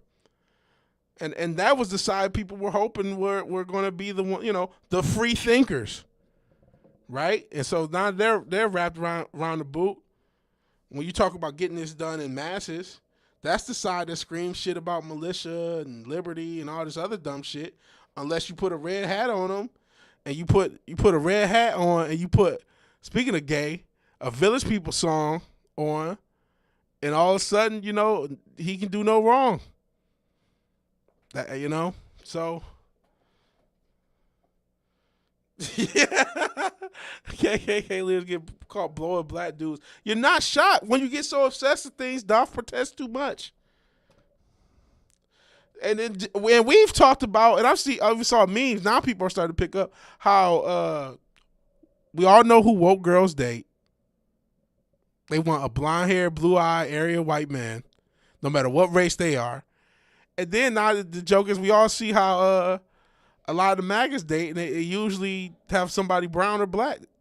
Speaking of Vance, even though he maybe they ship him and Erica Kirk, aka Goldberg / Batista, with these interests. But yeah, both people are being led around the same situation. It is a Palpatine situation. That was the point of Trump. He was a full champion. The simple MAGAs believed he would save them as long as they believe someone else will save them. They'll never try to save themselves. Absolutely. Absolutely. United States, Israel, yep. Remember, yeah, so that Obama blowing crackheads too. Obama buying, what was it, $70,000 in pizza and hot dogs from Chicago? I know Chicago is known for its pizza and hot dogs, but $70K worth? Yeah, Obama's blowing a lot of dudes. We saw him in a dress at Met Gala. You know, that's a pre-AI pick. Motherfuckers may screw us AI. No, it ain't. He was dressed in a silver demon dress. I am the Senate. One guy came out with a whole accusation. They want an inversion of everything. They want to destroy national cultural identities because it breeds cohesion. Pushing, bro, I'm so sick of these fucking. Every commercial's a mixed race couple. Everyone, and then they always destroy the man. They always make the man look like the dumbest motherfucker in the history of the world, or the gayest motherfucker in the history of the world in every commercial. And I really noticed it like this year because I watch football. I know it's stupid. I know it's rigged. I gotta fucking watch something, right? I'm gonna still probably watch the playoffs and shit. So when you watch more of these fucking commercials and see the bumbling idiot man with his mixed race wife or his wife that's not the same race as him every fucking time, all the time, to sell you cell phones, toilet paper, paper towel, Mountain Dew, trucks, cigarette. Like, well, I don't do cigarette commercials anymore, but you know what I mean? Just every goddamn thing you could think of has got to sell you this. Yeah, curly hair, black chick, dumb white guy,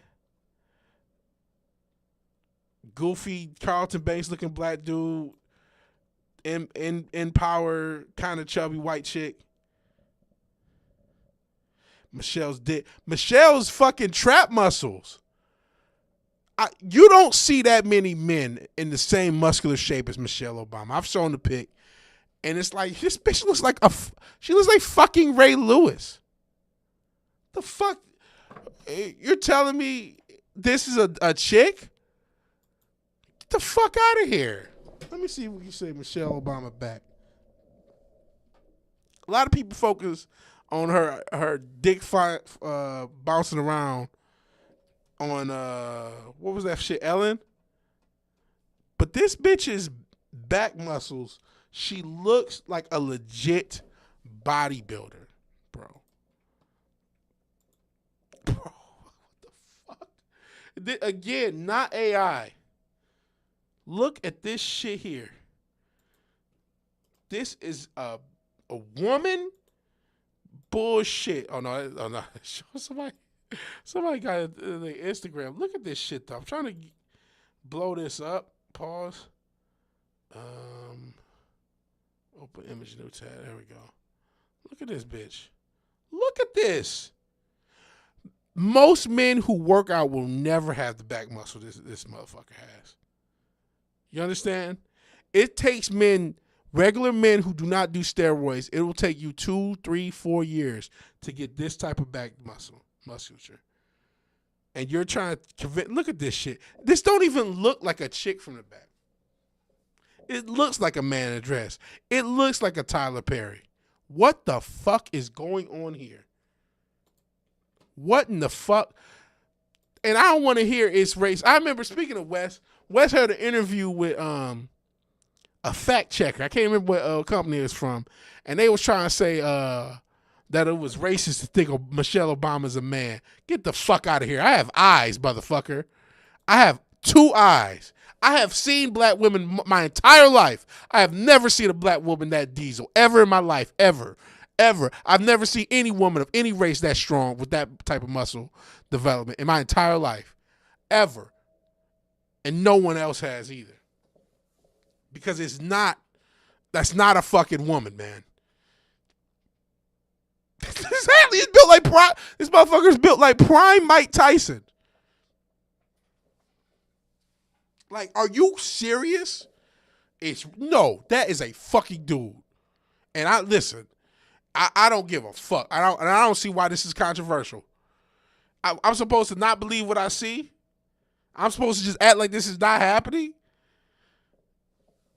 And then, I realized that I kind of rewatched it on the other screen. I mean, they showed a dude who was trying to have a back like her. Then I think the dude probably has, because he looked like he had some back, and he was probably using steroids to get that. I implore you that it would be a difficult task. It would take some time to get the same type of back development Michelle Obama for most men.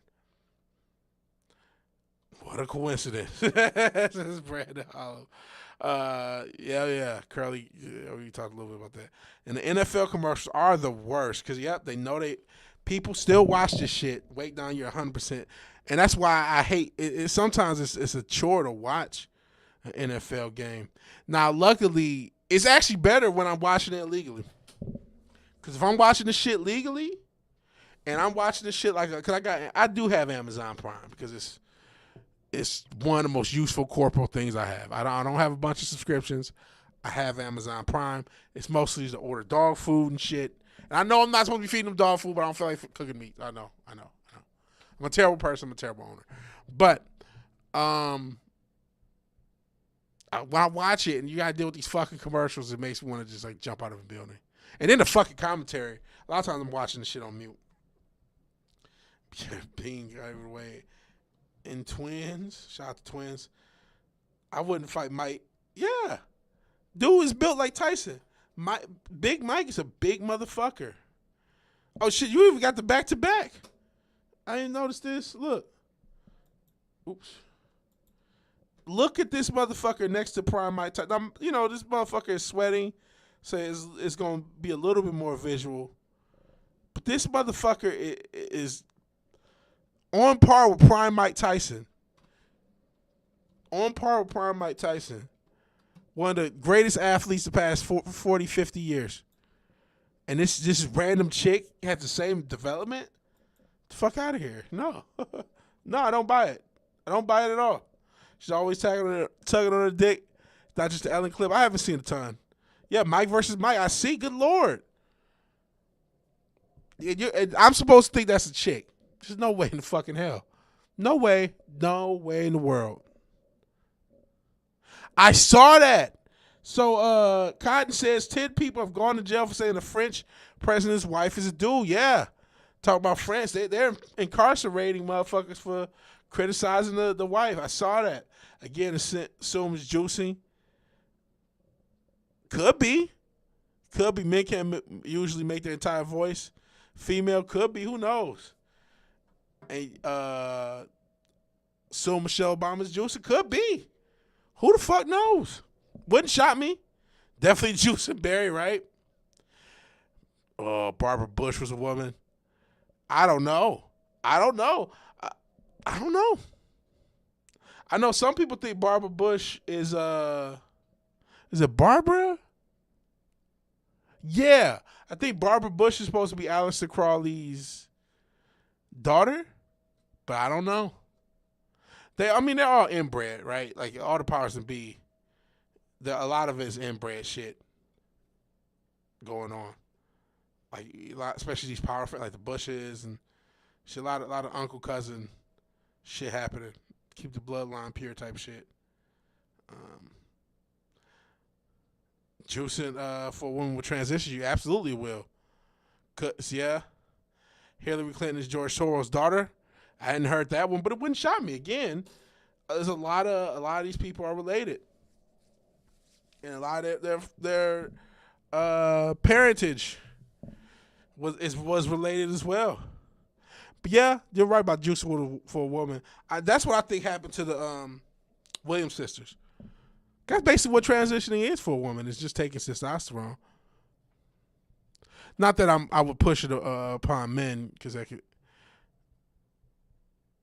Taylor Swift is a clone of Aleister Crowley's old lady.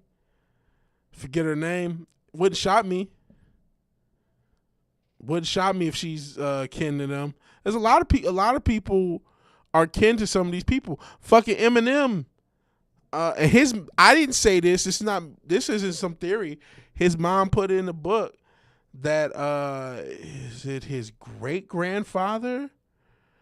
I believe it's his great grandfather or great was connected to Aleister Crowley. I forgot the guy's name. I looked it up. Something Mathers.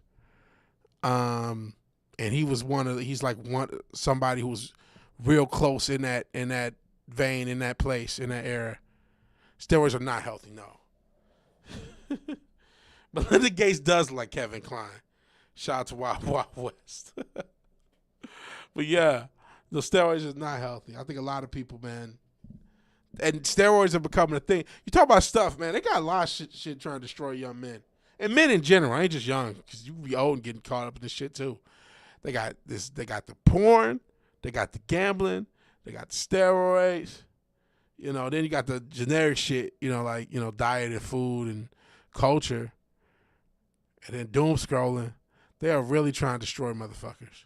Crowley worked with a MI6 during World War II. I'm not shocked. The Brits love that guy. The Hermetic Order of the Golden Dawn. But apparently, whatever his name, Mathers, Eminem's great was a part of that, the whole crew with Crowley and them. And then there was a store back in the day in Detroit called Crowley's. So I don't know. And I think Detroit's on like one of those weird parallels that they find interesting. Like, third parallels where they killed JFK. That shit means, obviously 33 Masons and 33 the same age as Jesus died. That's the number they're still into those numbers and shit. And shit, even go back to Detroit. I said this. You can look it up. It's a downtown. It's a pentagram. It's based off of D.C. Washington D.C. has the same thing, where if you look at from above, you can see a pentagram. There's a Reddit thread that covers what I'm talking about. Let's see what's going on. Eminem's great grandfather. Yeah. See, I'm told you, and it's in her book. I'll show the people. Hold on, let me move it on the other side so I can still see your guys' reaction. But so apparently that was his OG, according to the Reddit thread. She said it. This is whether or not she made the shit up or not is you can debate. But if you read Eminem's mother's books, she speaks of a time where M's father, Bruce, used to tell her his great-grandfather, Samuel Liddell McGregor Mathers, wonder if he's connected to the McGregors over there, was into black magic, and he is said to have taught the infamous Aleister Crowley everything he knows. Wow. Words and spells music are influential. No one sold more music in hip hop than Eminem. Could be way off the mark. Could be a coincidence that music had a negative vibration on people.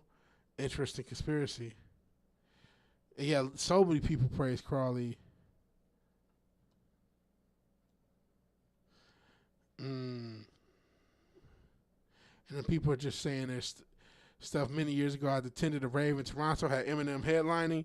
We were rolling pretty good. Vibe inside was nice. Classic multiple rooms. Jungle house, drum and bass after a few classic rave vibes. So this almost made me think this is a younger Eminem. Which, going up to Toronto from Detroit's no big deal. Instantly, the entire vibe shifted. All the positivity was sucked out. And it was a negativity blanket draped over the crowd. People stopped dancing and started moshing, getting aggressive. 15 minutes in it, people started leaving. I wanted the feeling back. So we rode and we left. We only attended the rave to see Eminem, but it'd be better experience if he no-showed. I see. And yeah, they talk about, going about concerts being industry harvest this. I mean, shit, here in Houston, that's a crazy thing that have happened. The fucking Astro World thing. And all these people screaming, stop the concert. They're not stopping the concert. People are getting trampled. We still don't know how many people died. They lied and said 6, but a lot of people said they saw a lot more than that pass out. Very crazy stuff. People discussing it with links to a video. Wow, hit a cliff on a personal friendship. Well, listen. We were talking about the mating crisis earlier. Wade, I know you've expressed some frustration. That's not the way to be, man. You gotta have your I don't know the positivity shit because I'm not positive about my own personal life, but a lot of people aren't, man. How do we reverse this mating crisis? I know we're talking about a million things at once. DC is a Masonic shrine. DC and Marvel, both the modern pantheon of gods. That's both true. Thing that aggravates me is all the weebs arguing it isn't Luciferian. Like, I can see it. Yes, we discovered that Mario 64 was a Masonic temple while we were playing it. I don't know if you guys remember that. That's one of the early game streams on this channel, and it hit me halfway through. This is a Masonic temple. This castle. Everything about it, the sun worship, the checker floor, the going into pictures and shit. This is a Masonic temple. It hit me like a ton of bricks that's what the fuck Mario 64 was about. Mario 64, the castle of Mario 64 is Masonic. And I said it on the stream. I couldn't tell you which episode, but we were playing it, and I realized it. And then even on some of the water levels and stuff, it looks like there's a face or a demonic face on the graphics, but you can't really see it because it's kind of pixelated, that old suit graphics. I would have to boot up Mario 64 and play it and show you. Maybe we do this one day. Maybe we do it Sunday. I need to get back to Sunday night games. And, Mario 64 started off. Yeah, DC, well, Thor and Loki obviously are mythological characters. And even, isn't Captain America is supposed to be like Ares. Iron Man is supposed to be like Vulcan. So it's not that there's no... They don't lean into it as much as DC does. It's much more leaned into, especially when you talk about Wonder Woman, Shazam, and the like. But, I would say both do have a connection to mythological characters. Their music sucks. Weeds have been pissing me off. The music, so yeah, you talked about not being a big fan of, I don't know what to call it, Japanese girl metal. Goonery metal. So here I go. ... I'm not sure if I'm waiting for a link. But supposedly most of Marvel characters are supposed to be ordinary humans. Yeah, in origin. And yeah, when you talk about the character at its base, it's just, they came over the character. But like, there's a maybe they didn't show me. I'm still in Top Chat. Baby Metal blows donkey balls. But a lot of those alter egos, not all of them, but some of them do have some connection to a mythological or olden deity. Like I said, Vulcan and Iron Man. I think Vulcan nickname was the Iron Man. Let me look this up. Let's lie to the people.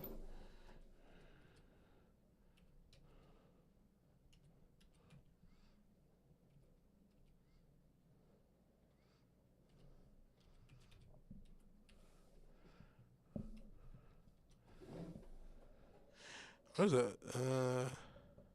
that's right. There's a statue in Birmingham, Alabama. This Vulcan statue.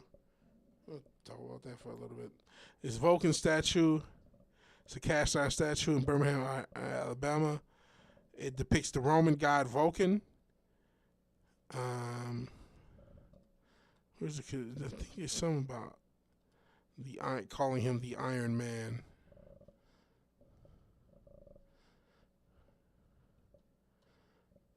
But there's supposed to be some connection to. It is made of iron. Does it have any? I'm trying to see if there's a link to the actual Roman god. There you go. I think he's like a blacksmith. Whoa, lot of zest. Lot of zest. What do you expect from the Greeks? I'm trying to see. Is the nickname Iron Man connected to Vulcan? Let me hit the Control F.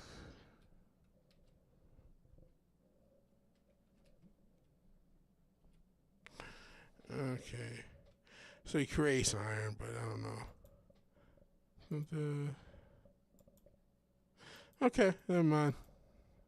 I thought there was some connection between Vulcan and Iron Man. I guess the idea, he's a blacksmith. Tony Stark, had the infamous, especially in the movie, the infamous first one where he forges his own armor. So maybe, I don't know. Okay, no worries. I see what you is. This is what you were looking for at Mario. Cool. Music wouldn't be so bad if the people weren't sissy boy effeminate losers. That's crazy. Take it from there. Shout out to Substack. So let's look at this. Esoteric Secrets of Super Mario. Since its groundbreaking release in '96, Super Mario 64 has enchanted millions with its vibrant three-dimensional landscapes and daring antics of his mustachioed plumber hero. Crafted by Nintendo, a Japanese gaming titan and transformed from a humble card maker to a global entertainment powerhouse. I'm trying to, oh boy, no, I'm not doing all that. Oh man, they got the receipts. Look at this shit. So they got this global disc here, this solar disc, I guess. And you see a similar thing here. That checkerboard pattern, the infamous checkerboard pattern. And this Masonic Hall. Let me see. I'm just trying to see a lot of imagery. Mario goes to Spiral Martin, regal figure by his divinity. Regal imagery is found throughout Rosicrucianism. So this is inspired from this. Was it Rosicrucian imagery? This mountain. This is this first level. Didn't know that. Kind of just looking at the imagery. Lover material wealth. Oh yeah, the pentagrams on the coins. And those stars are everywhere. The whole thing, you collect the pentagrams, the stars. And they're giving some of that. Knights Templar, Catholic military order that believed to exist today. Based on symbolism, Freemasonry were known to go incognito underwater and emerge as a fake band of pirates. And then, yes, Skull and Bones is what you think of when you think of pirates, right?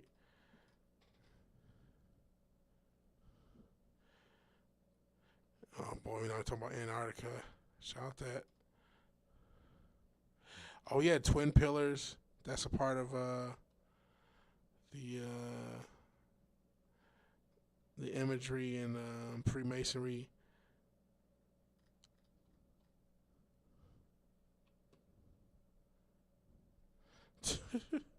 Okay. Real quick, I know you're here. There's a Satan statue called Castillo del Diablo. The older you get, the less you feel being tolerant is a important character trait. I don't know. Being patient is, because you got to get through this. Or it's just more imagery. You got to get through everything without losing your cool, losing your mind. And I know you guys can see, a little inception here, but I just want to see all this stuff, all the images. So yeah, and I didn't even talk about, like, if you look at some of the there's some. Let me see if I can even find it. I'll try to find it and then pause on what I'm talking about. If you play the game and you look at stuff that's in the background, it looks kind of like it's a demonic face. One of the water levels. And it might be more than just this stuff. And then there's stuff with mirrors and all sorts of shit.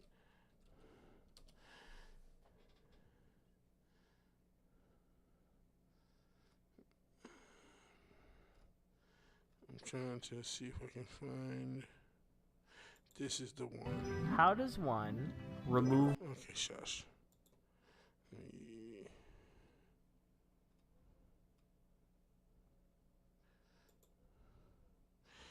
Okay, this is showing the star, how you get stars. I'll show you.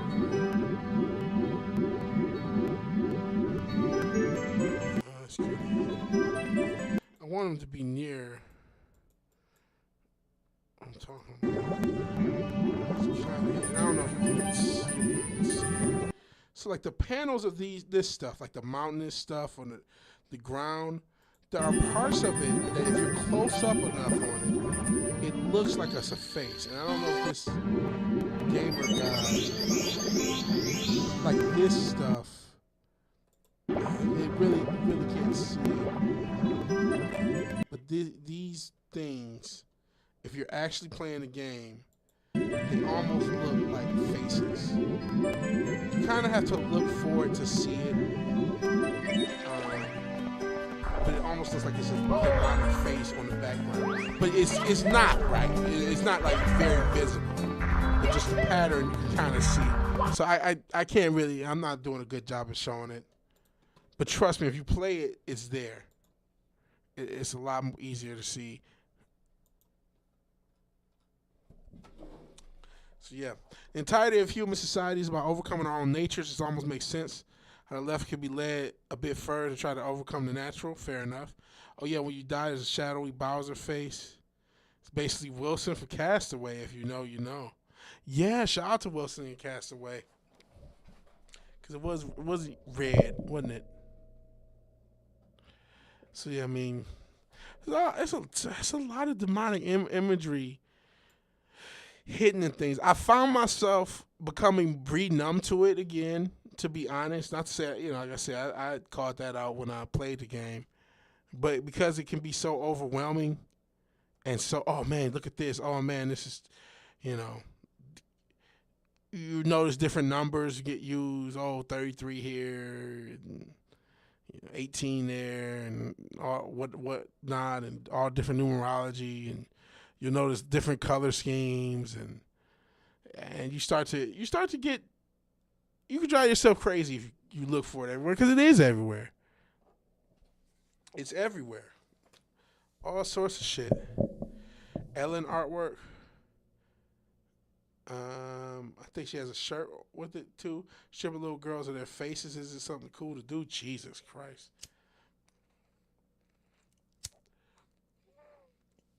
And, you know, these celebrities, they come from these bloodlines. They didn't come out of. We keep thinking these people come out of thin air. Now we have the term industry plants, but this concept isn't new. I almost don't even know what that term means. Everybody's an industry plant. If you know their name, they're an industry plant. You know what I'm saying? If you know who they are, if they're world famous, if they're globally known, they are an industry plant. They could not exist. There are no non-industry plants in existence. Not that you know of, not on a wide level. I mean, maybe you could be a non-industry plant YouTuber in this day and age, but this idea that you're going to be a world famous person, even people like a Cat Williams or whoever, they're telling the truth, and to some extent they'll tell what they're allowed to tell, but they themselves are just a part of the same system. What about big YouTubers? I wish I knew the number. That if you cross over, you're for sure a part of the system. So I could not hit that number.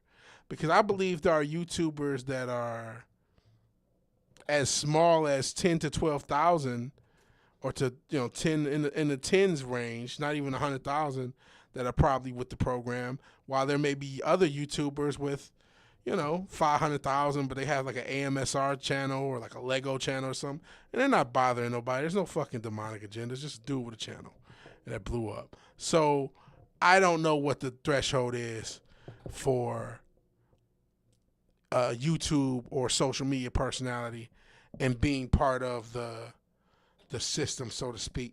I do know that some of them for sure, like a Jake Paul, that type of shit, or this Amped, those type motherfuckers when it comes to YouTubers and streamers, Mr. Beast, super big, yeah. I would say, yeah, they're part of it. Yeah, someone chasing the White Rabbit, Alice in Wonderland. Got the bunny, the light bulb and blood.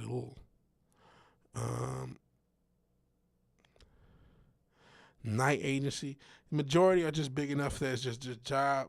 So they play the game to keep their spot. Yeah, there's a lot of that. There's a lot of that in the YouTube space. But in everything else, I mean, I'm not trying to say every single actor does every single thing. But like if you talk about big, like a Timothy Chalamet and that fucking weird Marty Supreme movie, I never saw something that I was so sure that was going to fail, that was marketed like that. They really put a lot into that marketing. I'm like, who's going to watch a movie about a dude playing ping pong in the 50s? Like, what? Where's the appeal? But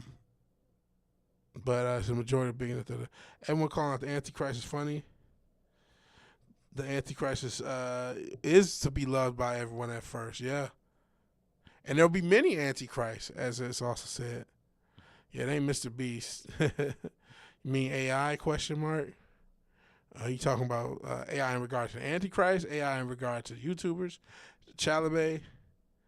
Or I don't know if that's how you pronounce it or spell it, but I just know, yeah, he is the male version of Brie Larson. Just this, like, who is this fucker and why are you trying to push them and make them? I get that they need movie stars, right? That's a part of the bread and circus.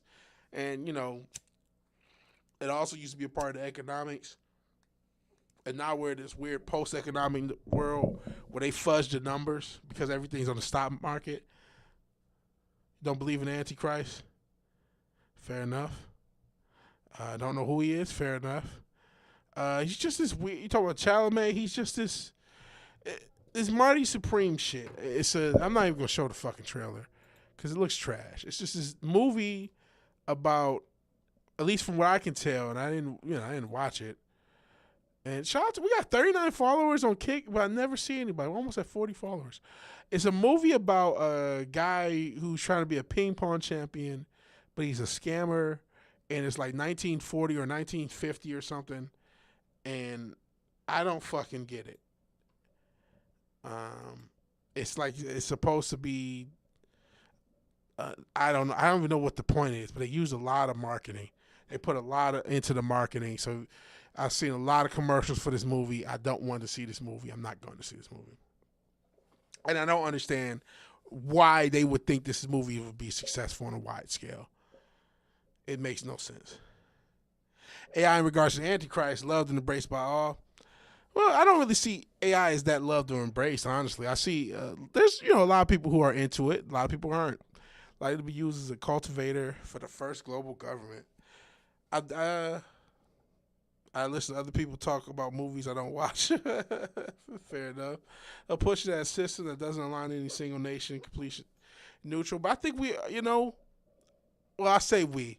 Obviously, there's wafts of people who aren't smart enough, but a lot of people know AI has its own biases, and the AI is just a reflection of what it gets in. You know what I'm saying? Granted, I say that there are people whose best friend is AI right now. There are people who are marrying AI right now. So, but I don't see that AI is universally loved. I see AI is still in. There's a lot of people skeptical. I'm skeptical of AI, and I'm not the only one. I think most of this chat's probably skeptical of AI, and there's a lot of people who are skeptical of AI. So I don't think it's quite. In this day and age where we're so divided, there's not a lot of stuff and a lot of people that are going to get universal love. There's always somebody to say, hey, fuck this or fuck that guy or fuck this girl or whatever the fuck it is. So I'm not sure. I mean, I do know that it's been said that about the Antichrist. If it were possible, would even fool the elect, right? But it seems like there's enough pushback, and it would have been easier 20 years ago when we still lived in a widely, everybody liked Michael Jackson, before the 90s. How many times I gotta say there was a time where Michael Jackson's, Thriller era Michael Jackson was ubiquitously popular. I'm sure there were people who disliked him, but it was such in a minority and such not part of the conversation. Everybody liked Michael Jordan. No, not everybody. There were people who didn't like him, whatever. But they were ubiquitous. You had those ubiquitous characters like Joe Montana. And I'm talking about sports and music. But, Princess Diana, everybody liked. And I know a lot of that is media push, media perception. Surely they had critics like everybody does. But we didn't live in a culture that was always quick to tear down and quick to critique and quick to, we were looking to love these characters that came up on the stage, and the people were more apt to love these characters. Now we still do have the stand thing.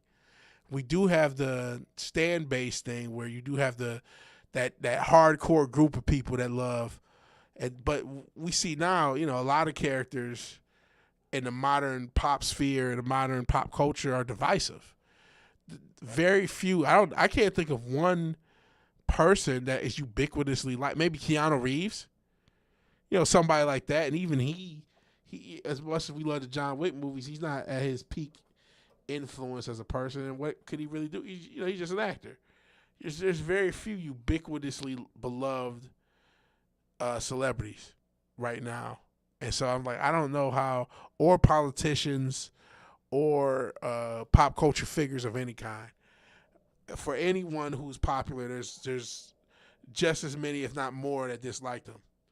Somebody said one of these clips was Asmongold. I'm like, you know what I mean? I don't even hate Asmongold.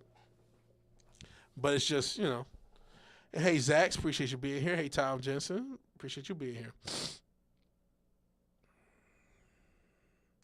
That's true. They are still building it. The final won't be public or free. We are doing the dev work. Yeah, why else you spend $1 trillion a year in energy and offer it to everyone for free? They need the data to train it. That's true. Happy with the podcast I watched. Don't need Hollywood propaganda shoved down my throat. That's another part of, we're in the atomized part of pop culture. Everyone has their niche, and, and even I'm trying to capitalize. I would love to have, especially with this music thing, or even with this YouTube thing, if I can get 10 to 15,000 people that really, cared about the content I make, I would be happy as a clam. I'm happy with you guys, don't get me wrong. But, it shows only 4 people in the chat, maybe more than that, because we know the numbers get fudged. But it'd be nice to have I don't want to get too greedy, right? But it'd be nice to have a decent stream of income off of this. And maybe that's impossible now. Maybe I've already thrown that away. It is what it is. I guess we'll see. But you're right, Zach. There's all kinds of fuckery out there. Appreciate you being here again. This is Thriller Night. You don't know about Story Wars? You're missing out. Fuck is that? Says Wake Now. The best podcast of 2025. Story Wars. Asmund goes, a leftist with right appeal because he's saying the right things like J.K. Rowling. I actually think J.K. Rowling is kind of inspiring on her ability to manipulate the left and the right. I mean, it's like she literally went 1 year and she had that fucking game and she pissed off the left so bad. Came back next year, I think what they doing, live action, and then they cast a bunch of race and gender swaps, pissed her right off the next year. I'm like, man, that's a cold motherfucker. Like, you can piss both of them off back-to-back years and use that energy to sell, because that best believe that game was sold on the anti-woke energy. And then you come back the next year and sell a woke product on some anti-Republican shit. Not everybody that cold. Her and her people, some cold motherfuckers for that.